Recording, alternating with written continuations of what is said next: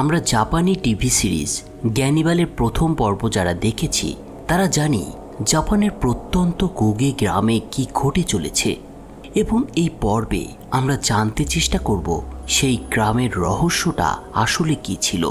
গাতোরা কি আসলেই মানুষ কেকো ছিল, নাকি এর পেছনে লুকিয়ে রয়েছে অন্য কোনো ঘটনা? বন্ধুরা, আপনাদেরকে স্বাগত জানাচ্ছি গানিবালের দ্বিতীয় তথা শেষ পর্বে। আমরা গত পর্বের শেষে দেখেছিলাম অদ্ভুত একটা দানব আকৃতির মানুষের হামলায় কুগের পুলিশ অফিসার আগাওয়া আহত অবস্থায় হাসপাতালে এসেছিলেন। সুস্থ হওয়ার পরে সে গাতোদের বস কেইসুকেকে তার আক্রমণের বিষয়ে বলেছিলেন, কিন্তু কেইসুকে অদ্ভুতভাবে তার কথাগুলো অস্বীকার করে। তারপরে কি হলো চলুন সেটা আমরা আজকের পর্বে জানার চেষ্টা করি। আগাওয়ার কোনো কথাতেই কোনোভাবেই মানতে রাজি হয় না কেইসুকে। সে তাকে বারবার একটা কথাই বলতে থাকে, মাথায় আঘাত পেয়ে হয়তো আগাওয়া ভুলভাল কিছু দেখেছে। আর এটা বলার সাথে সাথেই সে সেখান থেকে তার সঙ্গীদের নিয়ে বেরিয়ে যায়। সেদিন আগাওয়াকে হাসপাতাল থেকে রিলিজ দেওয়া হয়েছিল, কিন্তু সে জানতে পেরেছিল তার সাথে তার ফোনটাকে পাওয়া যায়নি।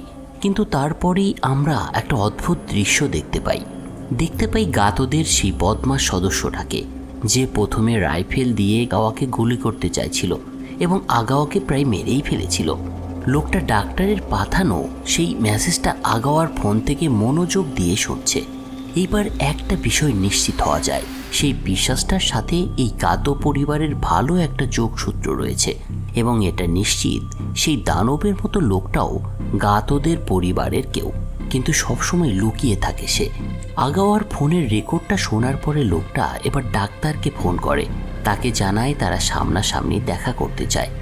যেহেতু ফোনটা আগাওয়ার ফোন থেকে করা হয়েছিল, তাই ডাক্তার বুঝতে পারে এটা হয়তো আগাওয়াই বলছে বা তার কোনো একজন পরিচিত লোক, তাই ডাক্তার এই কথাতে রাজি হয়ে যায়।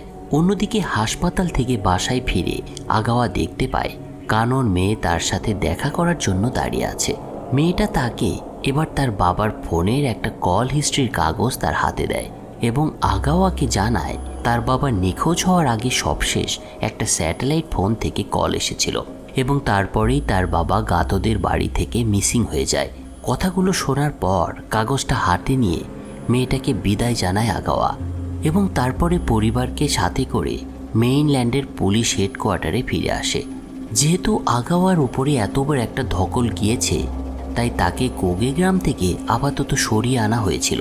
হেডকোয়ার্টারে আসার কিছুক্ষণ পরে হঠাৎ ফরেন্সিক ডাক্তারের কাছ থেকে তার একটা ফোন আসে, কিন্তু দেখা যায় ডাক্তারকে জিম্মি করা হয়েছে এবং তার মাথায় রাইফেল ঠেকিয়ে ফোনটা তাকে দিয়ে জোর করে করানো হয়েছে আগাওয়ার উদ্দেশ্যে।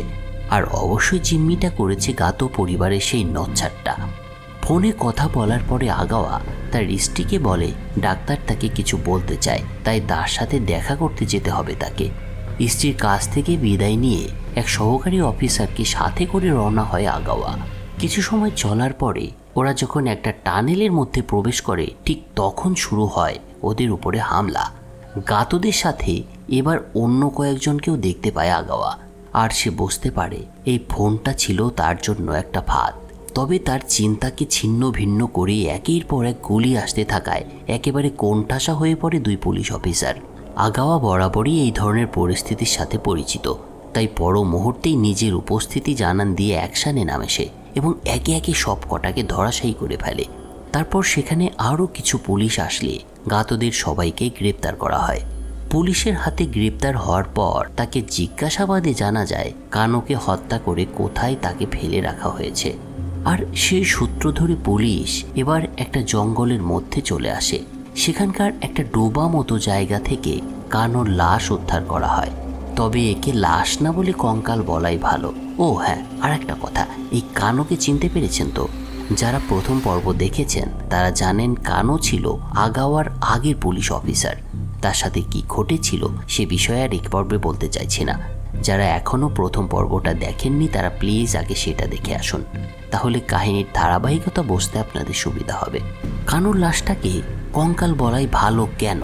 কারণ পুলিশ যেটা উদ্ধার করে তাতে দেখা যায় কানোর দেহের সাথে মাংসের ছিটে ফোটাও নেই।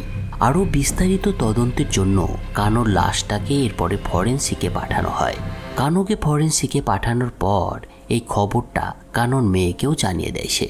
এই ঘটনার পরে পরিস্থিতি কিছুটা শান্ত হলে পুলিশ চিফ আগাওয়াকে কিছু কথা বলে, তবে এটাকে একটা অফারও বলা যায়। চিফ তাকে বলে, কোগে গ্রামে তোমার সাফল্যে ডিপার্টমেন্ট খুব খুশি হয়েছে, তুমি চাইলে আবার কোগেতে না ফিরে অন্য একটা মূল স্টেশনের দায়িত্ব নিতে পারো। আমার মনে হয় সেটাই তোমার জন্য ভালো হবে। তাছাড়া কানোর ঘটনার পরে গাতো পরিবারের কাছে তুমি এখন একটা ঝুঁকিপূর্ণ ব্যক্তি, ওরা হয়তো তোমার ক্ষতি করার চেষ্টা করতে পারে। চিফের কথাগুলো শেষ হওয়ার পর আগাওয়া কিছু সময় ভেবে বলে, আমাকে একটু ভাবার সময় দিন। কিন্তু এই অফারটা শেষ পর্যন্ত আর গ্রহণ করা সম্ভব হয় না আগাওয়ার পক্ষে। কারণ হচ্ছে তার মেয়ে মাসিরও আবারও কোগেতে ফিরে যেতে চায়। মেয়ের আবদার মেনেই পরের দিন আগাওয়া তার পরিবার সহ আবার কোগে গ্রামে ফিরে আসে। সারাদিন ধরে বাসায় গোছগাছ শেষ করে রাতে কানর মেয়ের দেয়া সেই স্যাটেলাইট ফোন নাম্বারে ফোন করে আগাওয়া, কিন্তু সে দেখতে পায় ফোনটা বন্ধ রয়েছে। পরের দিন আগাওয়া তার স্ত্রী এবং কন্যাকে নিয়ে গ্রামের একটা কমিউনিটি সেন্টারে গিয়ে পৌঁছায়। এখানে সাধারণত গ্রামের সবাই একটু আনন্দ ফুর্তি করার জন্য সময় কাটাতে আসে। সেই কমিউনিটি সেন্টারে পৌঁছালে আগাওয়া এবং তার পরিবারকে সবাই সাদরে গ্রহণ করে। এই লোকগুলোর মধ্যে মিস্টার সাবু নামে একটা ভীষণ অতিথি পরায়ণ লোক ছিল। সেই লোকটা এগিয়ে এসে আগাওয়াদের সাথে একটা খাতির জমানোর চেষ্টা করে।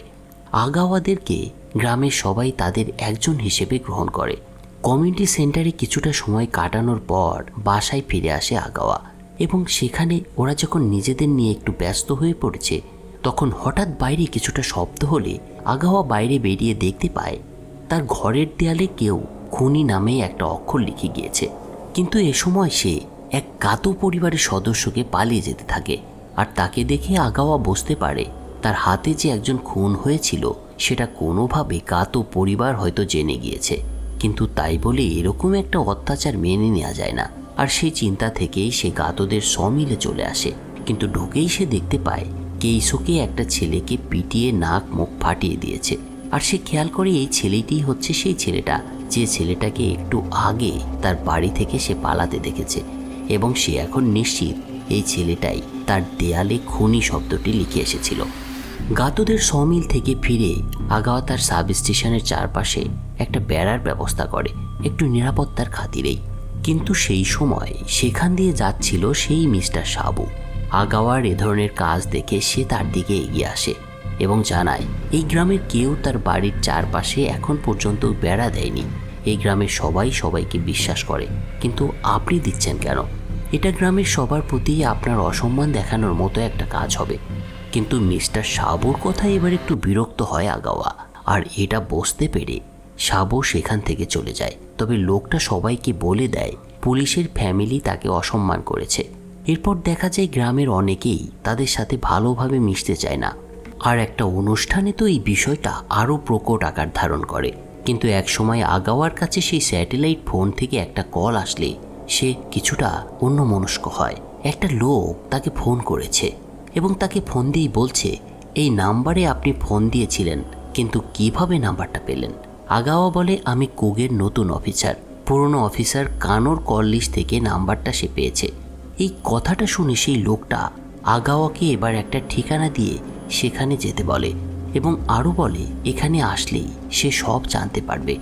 আগাওয়া তার কথা মতো পরের দিন ঠিক সেই ঠিকানায় গিয়ে পৌঁছায়। একটা পুরো বিল্ডিংয়ে এসে ঢোকে সে। বিল্ডিংটা অনেক আগে থেকেই পরিত্যক্ত মনে হচ্ছে। সিঁড়ি বেয়ে উপরে উঠে একটা রুমে তরুণ একটা ছেলেকে দেখতে পায় আগাওয়া। তার সাথে প্রাথমিক কথা শেষ হলে হঠাৎ ছেলেটা তার মুখ থেকে একটা মুখোশ খুলে ফেলে। মুখোশটা খোলার পরে বিভৎস একটা চেহারা হাজির হয় আগাওয়ার সামনে। কিন্তু ছেলেটা আগাওয়ার চমকানো বিষয়টাকে পাত্তাই দিচ্ছে না। উপরন্তু সে বলে চলে, আমার মুখের এই অবস্থা কিভাবে হয়েছে জানেন? একজন লোক ছোটবেলায় আমার মুখের এই অংশটা খেয়ে নিয়েছিল, তারপর থেকেই আমি আমার এই মুখের অংশটা হারিয়েছি। ছেলেটার এই কথায় বেশ একটু বিষম খায় আগাওয়া, কিন্তু তার বিভৎস মুখ এখনও তাকে ট্রমাটাইজ করে রেখেছে যেন। তার চমকে যাওয়ার মধ্যেই সে আগাওয়াকে বলে, 18 বছর আগে সেই গ্রামের কথা আমার খুব একটা মনে নেই এখন, তবে মনে আছে আলখাল্লায় মোড়া কিছু মানুষের মুখের অদ্ভুত এক সঙ্গীত, এবং তারপরে এক পিশাচ এসে আমার মুখে কামড় বসিয়ে দিয়েছিল। এরপর আমার মা সেই স্থান থেকে আমাকে নিয়ে পালিয়ে চলে আসে। মুখে অদ্ভুত চাহনি নিয়েই ছেলেটার কথা শুনতে থাকে আগাওয়া। ছেলেটা বলেই চলেছে কোগে গ্রামের নবজাতকদের বার্থ সার্টিফিকেট দেয়া হয় না, যাতে তাদের কোনো ট্রেস না পাওয়া যায় এবং খুব সহজেই তাদেরকে খেয়ে ফেলা যায়। আমি অনেক আগে থেকেই কোগে গ্রামের এই রহস্যের বিষয়ে খোঁজ নিতে শুরু করেছিলাম এবং তারই প্রেক্ষিতে মিস্টার কানোর সাথে যোগাযোগ করি। এই বলে ছেলেটা এবার চলে যেতে শুরু করে, কিন্তু একটু থেমে আরেকটা কথা বলে বসে সে। গ্রামে ভোটিপ উৎসব নামে একটা উৎসব এগিয়ে আসছে। এই উৎসবে আরেকটা ছেলেকে বলি করা হবে এবং গাতরা সবাই মিলে তার মাংস খাবে। এরপর ছেলেটা বেরিয়ে যায়। ছেলেটা বেরিয়ে যাওয়ার পরে তার কথাগুলো আগাওয়ার মাথার ভেতরে যেন কিলবিল করতে শুরু করে। সেদিন বিকেলের দিকে আগাওয়া গ্রামের ভোটিপ উৎসবের প্রস্তুতি কেমন হচ্ছে সেটা দেখতে যায়। সেখানে তার সাথে নতুন এক পুরোহিতের পরিচয় হয়। একটা জায়গায় ডেকে নিয়ে সেই তরুণ পুরোহিত আগাওয়াকে এবার কিছু কথা বলে। সে বলে, অফিসার, উৎসবের আগেই এই গ্রাম থেকে আপনার চলে যাওয়া উচিত। গাতরা খুব একটা ভালোভাবে আপনাদের দেখে না, আর এই উৎসবের একটা কুখ্যাতিও আছে। প্রতি বছর অনেক আগে এই উৎসবে মানুষকে বলি দেওয়া হতো, কিন্তু এখন সবাই সেটা বাদ দিয়ে কোষপত্তলিকা পড়ায়। তবে আমি যতটুকু জানি এই গ্রামের অন্য কোথাও এখনও মানুষ বলি হয়। পুরোহিতের কথাগুলো শুনে আগাওয়া এবার একটু চিন্তিত হয়ে পড়ে, কিন্তু তা সত্ত্বেও সে তাকে বলে, এখানে এসে আমার মেয়ের মুখে হাসি ফুটেছে, তাই এই মুহূর্তে এখান থেকে যাওয়ার চিন্তা আমি করছি না। তো এর পরের দিন রাতে সেই কমিউনিটি হলে অনুষ্ঠানের বিষয়ে একটা আলোচনা সভার আয়োজন করা হয়। রাতে আগাওয়া এবং তার পরিবারও সেখানে উপস্থিত হয়। সেই অনুষ্ঠানে একসময় আগাওয়ার ফোনে অন্য আর একটা স্যাটেলাইট নাম্বার থেকে একটা কল আসে এবং তাকে অদ্ভুতভাবে একটা ঠিকানা দিয়ে সেখানে দ্রুত যেতে বলা হয়। চমকে যাওয়া বিষয়টা দেখে এবার কিছুটা ভাবে আগাওয়া, আর সে সিদ্ধান্ত নেয় সেখানে যাবার। এরপর অনেকটা লুকিয়েই সেখান থেকে চলে আসে আগাওয়া এবং একসময় শহরে এসে পৌঁছায়। একটা বড় বিল্ডিংয়ে তার কাছে দেয়া ঠিকানায় গিয়ে পৌঁছায় সে। মাঝবয়সী একটা লোক নিজেকে সাংবাদিক পরিচয় দিয়ে আগাওয়াকে তার রুমে ডেকে নেয়। এরপর সে গল্পের মতো শোনায় এমন কিছু কথা বলতে শুরু করে। লোকটা বলে, বিকৃত চেহারার এক লোকের সাথে আমার আগে পরিচয় হয়েছিল। বলা যায় সেই আমার সাথে যোগাযোগ করেছিল। আমার একটা আর্টিকেল পড়েছিল, সে তার থেকেই যোগাযোগ করেছিল। প্রথম থেকেই আমি সারা পৃথিবীর ক্যানিবালিজম নিয়ে লেখালেখি করি এবং আমার একটা ওয়েবসাইটও আছে। ছেলেটার কাছ থেকেই আমি প্রথমে কোগে গ্রামের কথা জানতে পারি। সে আমাকে বলেছিল জাপানের এই গ্রামটাতে এখনও মানুষের মাংস খাওয়া হয়। সেখানকার এমন কিছু ছেলের জন্ম হয়েছে যাদের কোনো বার্থ সার্টিফিকেট দেওয়া হয় না, শুধুমাত্র তাদের খেয়ে ফেলা হবে বলে এটা করা হয় না, মানে কোনো রেকর্ডই রাখা হয় না জন্মের। প্রতি বছর একটা অনুষ্ঠানে এই বলির আয়োজন করা হয়। মূলত ছেলেটার মাধ্যমেই আমি কানোর সাথে জড়িয়ে যাই এবং এসব ব্যাপারে জানতে পারি।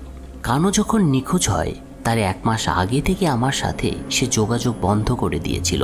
লোকটার এই কথার পরে আগাওয়া তাকে এবার একটু থামায় এবং তার কাছে জানতে চায়, তাহলে কানোর নিখোঁজের দিন যে ফোনটা করা হয়েছিল সেটা আপনি করেননি? লোকটা বলে না। এবার আগাওয়া বলতে থাকে, তাহলে কি গ্রামের কেউ কানোকে জানিয়েছিল সেই বার্থ সার্টিফিকেটহীন বাচ্চাদের কোথায় রাখা আছে আর সেই স্থানে গিয়েই সে নিখোঁজ হয়েছে? আগাওয়ার কথায় লোকটা এবার মাথা নাড়ায়। কথাবার্তা শেষ করে সেখান থেকে বিদায় নিয়ে চলে আসে আগাওয়া। কিন্তু এর মধ্যে সেই কমিউনিটি সেন্টারে ঘটেছে আর একটা ঘটনা। মিস্টার সাবুর কথা তো আপনাদের মনে আছে, তাই না? এই সাবুর একটা মেয়ে ছিল, কিন্তু সে একটা মৃত বাচ্চার জন্ম দিয়েছিল।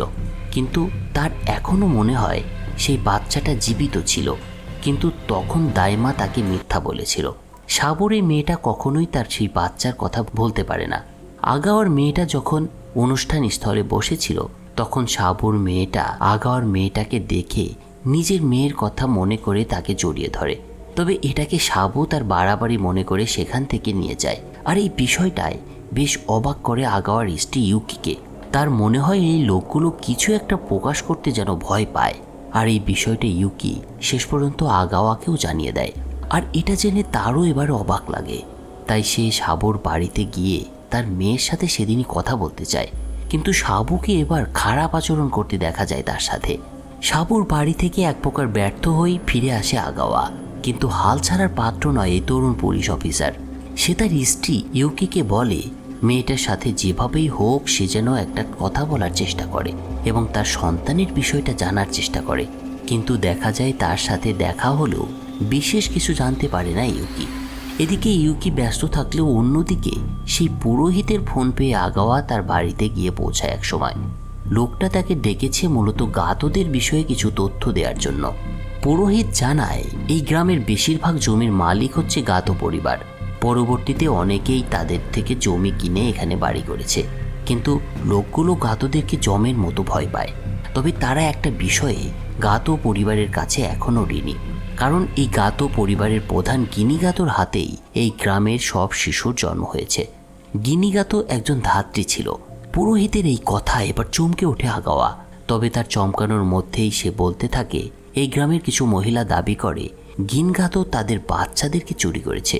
পুরোহিতের এই কথায় আগাওয়ার বুঝতে বাকি থাকে না বাচ্চা চুরির ঘটনা সত্যি, এবং সেটা কিভাবে করা হতো সেটাও এখন সে বুঝতে পারছে।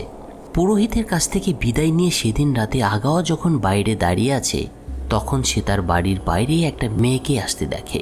মেয়েটা হচ্ছে সাবুর মেয়ে কানকো। এই কানকো তার বাচ্চা হারানোর বিষয়ে আগাওয়াকে জানাতেই এখানে এসেছে। মেয়েটার অবস্থা দেখে আগাওয়া এবার তার দিকে এগিয়ে যায় এবং তারা যাতে নিরাপদে কথা বলতে পারে সে কারণে একটা গাড়ির মধ্যে গিয়ে বসে। গাড়ির মধ্যে কানকো বলতে শুরু করে যেদিন তার বাচ্চা হয় সেদিন ধাত্রী গিনগাতো তাকে বলে সে মৃত বাচ্চা প্রসব করেছে, আর এই বলে সে বাচ্চাটাকে একটা কাপড়ে জড়িয়ে তার কাছ থেকে সরিয়ে নিয়ে যায়। কিন্তু সে সেদিন খেয়াল করেছিল বাচ্চাটার একটা হাত নড়ছিল, এবং গিনগাতো যখন বাচ্চাটাকে নিয়ে যাচ্ছিল তখন অদ্ভুতভাবে হাসছিল সেই মহিলা। কানকোর কথা শুনতে শুনতে আগাওয়ার মধ্যে এই ধারণাই বদ্ধমূল হচ্ছিল যে এই গাতো পরিবার সত্যিই বাচ্চাগুলোকে কিডন্যাপ করে খাওয়ার জন্য কোথাও লুকিয়ে রেখেছে। কানকো এবং আগাওয়া যখন আলাপে ব্যস্ত রয়েছে তখন আগাওয়ার ফোনে একটা ফোন আসে। ফোনটা করেছে তার স্ত্রী। সে তাকে জানাচ্ছে মিস্টার সাবু তার মেয়েকে খুঁজতে সাব স্টেশনে চলে এসেছে এবং আগাওয়ার সাথে সে দেখা করতে চাইছে। ফোনে কথাগুলো শোনার পরে আগাওয়া কানকোকে নিয়ে বাড়িতে চলে আসে। সে দেখতে পায় সাবু বেশ কয়েকজন লোককে সাথে করে নিয়ে এসেছে তার ওখানে। তাদের দেখে সাবু বেশ রেগে যায় এবং মেয়েকে ধমক দিয়ে গাড়িতে তোলে। সাবু কানকোকে নিয়ে চলে যাওয়ার পর আগাওয়া আগের অফিসার কানোর সেই ডায়েরিটা আবার বের করে এবং সেটা দেখতে শুরু করে। সে ডায়েরির একটা জায়গায় সে খেয়াল করে কানো লিখেছে বাচ্চাগুলোকে ওরা খাওয়ার জন্য কিডন্যাপ করেছে, কিন্তু তাদের রেখেছেটা কোথায়। এর পরের দিন সকালে গাতো নেতা কেইসুকেকে আগাওয়ার কাছে আসতে দেখা যায় এবং কেইসুকে তাকে শিকারে যাওয়ার জন্য আমন্ত্রণ জানায়। তার এটা করার একটা কারণ ছিল কানকো। গতরাতে কানকোকে জিজ্ঞাসাবাদের খবর গাতোদের কাছেও পৌঁছে গিয়েছিল এবং কানকো আগাওয়াকে কি বলেছে সেই বিষয়টাও জেনে গিয়েছিল সে। তাই রাতেই তারা সিদ্ধান্ত নেয় আগাওয়াকে মেরে ফেলবে এবং এটার দায়িত্ব দেওয়া হয় কেইসুকেকে। গাতো প্রধানের সাথে আগাওয়া কোনো কিছু না ভেবেই সেদিন শিকারে বের হয়, কিন্তু তার আচরণটা বুঝতে পারছিল সে। কিন্তু শেষ পর্যন্ত কেইসুকে তাকে কিছু সাবধান করে দিয়ে ছেড়ে দেয়। এই ঘটনায় অন্য গাতোরা কিছুটা অসন্তুষ্ট হয় কেইসুকের উপরে। তবে গিনগাতোর পরে কেইসুকে যেহেতু গাতোদের প্রধান হতে যাচ্ছিল তাই কিছু বলার সাহস হয় না অন্যদের। অন্যদিকে আরেকটা ঘটনা ঘটে। সেই ফরেন্সিক ডাক্তার কিছু কথা বলার জন্য আগাওয়াকে একটা জায়গায় ডেকে নিয়ে যায়। গাতো পরিবারের কাছে জিম্মি হওয়ার পরে তার অবস্থা আরও খারাপ হয়ে গিয়েছিল। আগাওয়া যখন ডাক্তারের সাথে দেখা করে তখন ডাক্তার ভরকে যাওয়ার মতো কিছু তথ্য জানায় আগাওয়াকে। ডাক্তার বলে তোমার আসার আগে কানোর সাথে আমার সব বিষয়ে যোগাযোগ ছিল। একদিন কানো গিনগাতোকে নিয়ে আমার চেম্বারে এসেছিল, কিন্তু গিনগাতোর সিনড্রোম আমার কাছে বেশ অদ্ভুত লেগেছিল। সেদিন সারাক্ষণ হাসছিল মহিলা। যে রোগের জন্য সে আমার কাছে এসেছিল সেটার নাম ক্রুর ব্যাধি। এটা একটা পারিবারিক ব্যাধি যেটা পূর্ব নিউগিনির পাপুয়াদের মধ্যে দেখা যেত। এটা শুরু হতো আত্মীয়দের অন্ত্যেষ্টিক্রিয়া অনুষ্ঠানে তাদের লাশ খাওয়ার মাধ্যমে। এটুকু শোনার পরে আগাওয়া অবাক হয়ে জানতে চায় তার মানে আপনি বলতে চাইছেন পাপুয়াদের মতো একই রোগে ভুগছিল গিনগাতো এবং সেও মানুষের মাংস খেত? আগাওয়ার কথার উত্তরে ডাক্তার এবার হ্যাঁ বলে এবং আরও একটা চমকে যাওয়ার মতো তথ্য দেয় তাকে। গিনগাতোর সাথে এটা হওয়ার পর আমি কোগে গ্রামের অন্যদের গিনের মতো সমস্যা আছে কিনা সেটা চেক করতে শুরু করেছিলাম এবং গিনগাতোর মতো আরেকজনকে খুঁজে পাই সে সময়। এটা ছিল একটা 6 বছরের ছেলে। তবে তাকে নিয়ে তখন যে ফাইলটা তৈরি করা হয়েছিল সেটা ছিল 1951 সালের। যদি সেই ছেলেটা এখনও বেঁচে থাকে তবে তার বয়স এখন 75 বছরের কম হবে না। এই কথার পরে 75 বছর বয়সী এক বৃদ্ধের চেহারা আগাওয়ার চোখের সামনে ভেসে ওঠে। এখন সে নিশ্চিত হয় সেই লোকটাই এই লোকটা। কিন্তু তার কথা শুনে ডাক্তার বলে যদি সেই লোকটা ক্রুড ব্যাধিতে আক্রান্ত হয় তবে তার এতদিন বেঁচে থাকার কোনো সম্ভাবনাই নেই। তবে এর বিকল্প হিসেবে যদি অন্য কিছু হয়ে থাকে তাহলে তার কিছু বলার নেই। ডাক্তারের কাছ থেকে একগাদা প্রশ্ন এবং উত্তর মাথায় নিয়ে ফিরে আসে আগাওয়া। কোগে গ্রামে ভোটি উৎসবের প্রস্তুতি চলছে। সেখানে দাঁড়িয়ে আগাওয়া কানো, তার মেয়ে এবং কানকোর কথাগুলো ভাবতে শুরু করে। এই গ্রামে গোপনে কিছু একটা চলছে, সেটা সে নিশ্চিত, আর এটাই তাকে খুঁজে বের করতে হবে। এসব যখন আগাওয়া ভাবছে ঠিক তখন রাতের অন্ধকারে কেইসুকে এবং তার ভাইকে দেখা যায় একটা অন্ধকার টানেল ধরে এগিয়ে যেতে।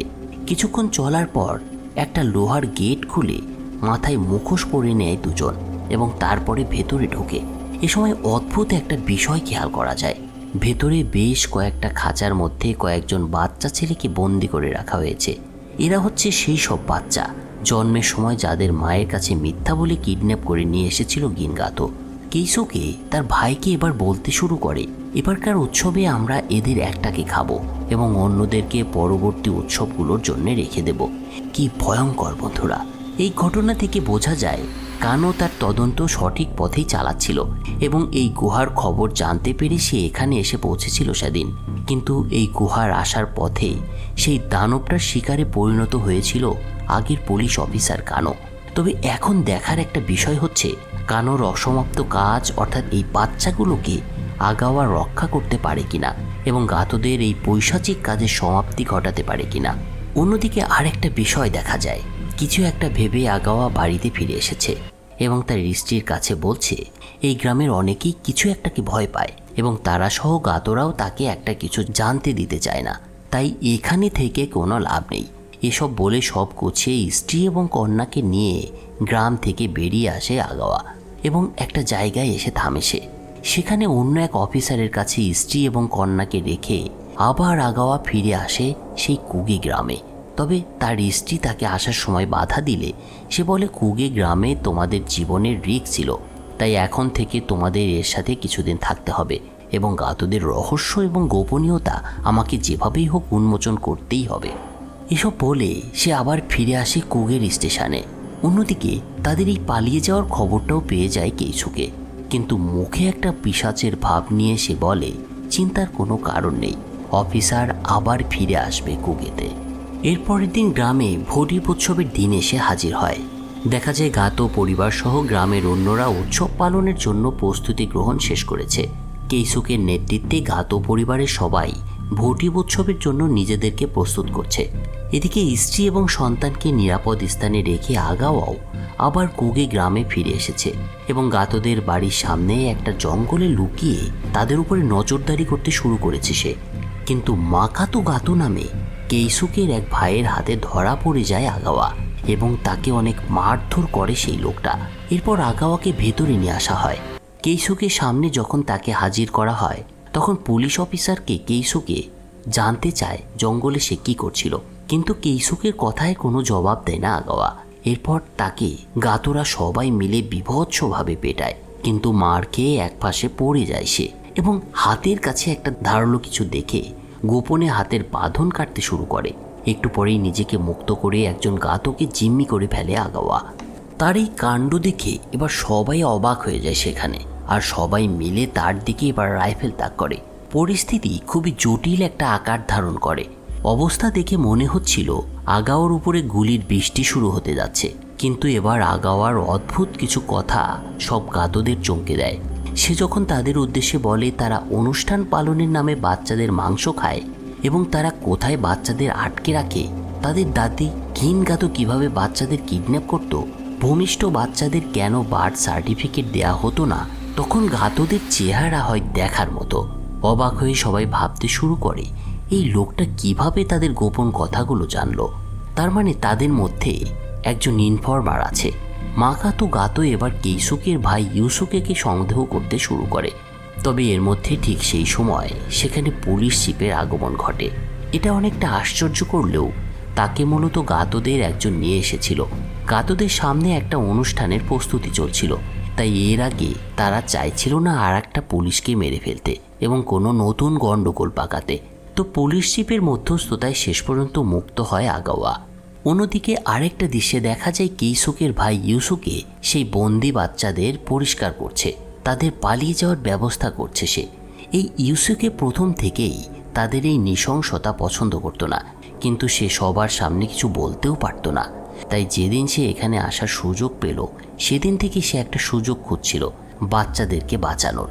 এদিকে পুলিশ চিফ আগাওয়াকে গাতোদের ডেরা থেকে উদ্ধার করে সরাসরি হেডকোয়ার্টারে নিয়ে আসে, কিন্তু সেখানে পৌঁছে একেবারে অবাক হয়ে যায় আগাওয়া।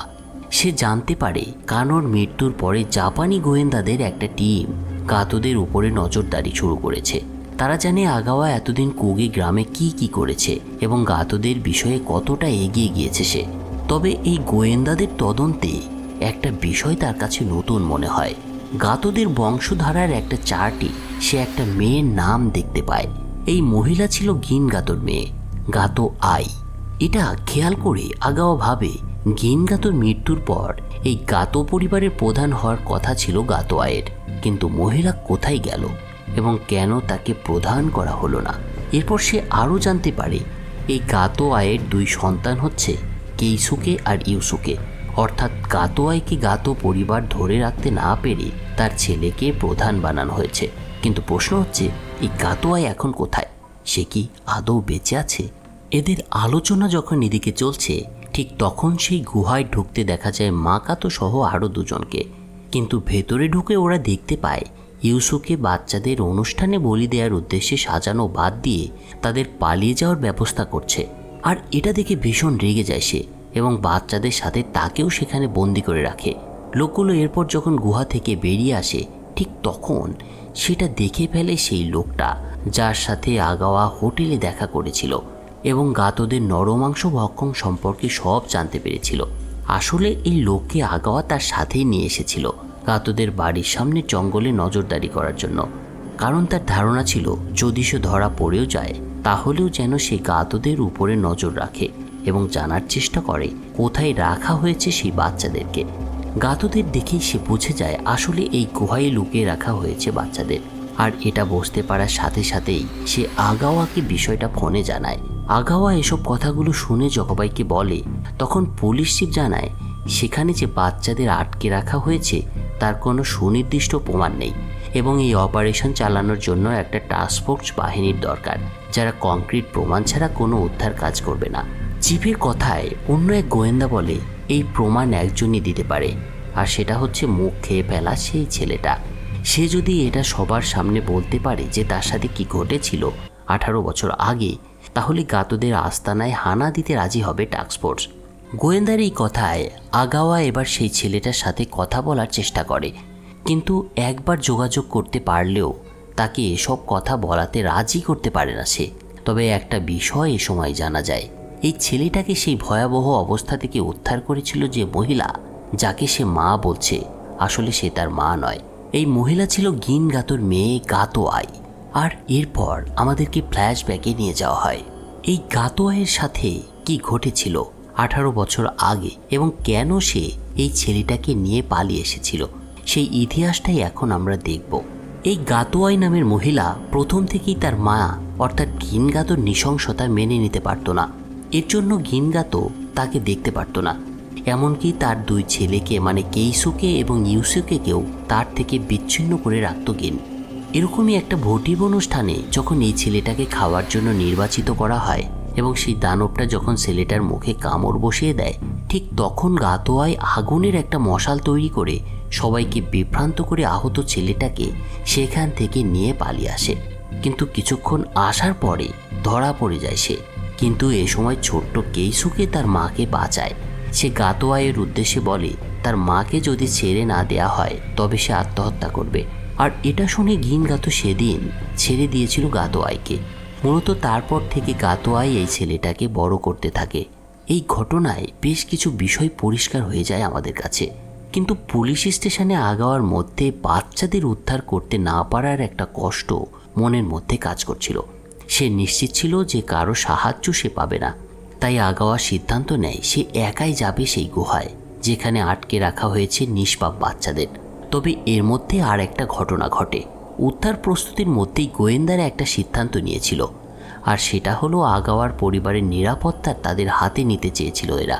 আর এ লক্ষ্যে একজন নারী এজেন্টকে দায়িত্ব দেওয়া হয়। সে যখন আগাওয়ার স্ত্রী এবং সন্তানের কাছে যাওয়ার উদ্দেশ্যে রওনা হয়, তখন দেখা যায় আরেক এজেন্ট এসে তাকে বলে সে তার ডেপুটি হিসেবে কাজ করতে তার সঙ্গে যাবে। যা হোক, আগাওয়া তার স্ত্রীকে বিদায় জানিয়ে রওনা হয় কুগে গ্রামের উদ্দেশ্যে। সে যখন সেই গুহার সামনে পৌঁছায়, তখন এদিকে তার স্ত্রীর কাছে এসে পৌঁছায় সেই দুইজন এজেন্ট।